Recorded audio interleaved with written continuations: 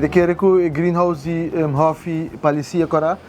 tá exemplo perfeito do que quero lograr também em outra escola e me mestre aplaudi iniciativa aqui na de SPO Santa Cruz, mirando que a única escola na Aruba também que tem agricultura e setor primário, me referi aqui na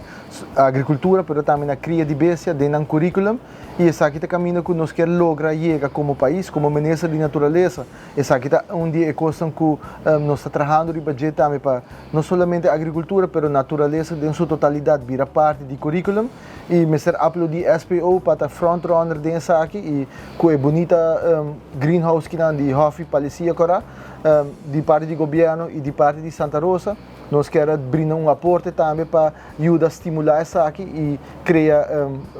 oportunidade no caminho da tecnologia também para usar em greenhouse. E a nossa informar a diretora e também Menir Fingal, que de parte de Santa Rosa, nós temos micro hydroponic system available, caminho que é hobby por usar isso aqui para planta e na new escolar ora agosto começar nós temos maneira que lobini para trainers, os trainture maestra e à vez arma esse sistema aqui conjuntamente com estudante para se que na começar planta usando tecnologia e me espera que de forma aqui também nós por inculcar essa aqui de muito de estudante que essa aqui lo por trasladar também uma que nós que chega tá caminho de segurança e alimentação para nos próprios isla e me querer não tem lugar perfeito para começar com essa aqui que está na SPO Santa Cruz mirando a trajetória que não tem cabo com o setor primário.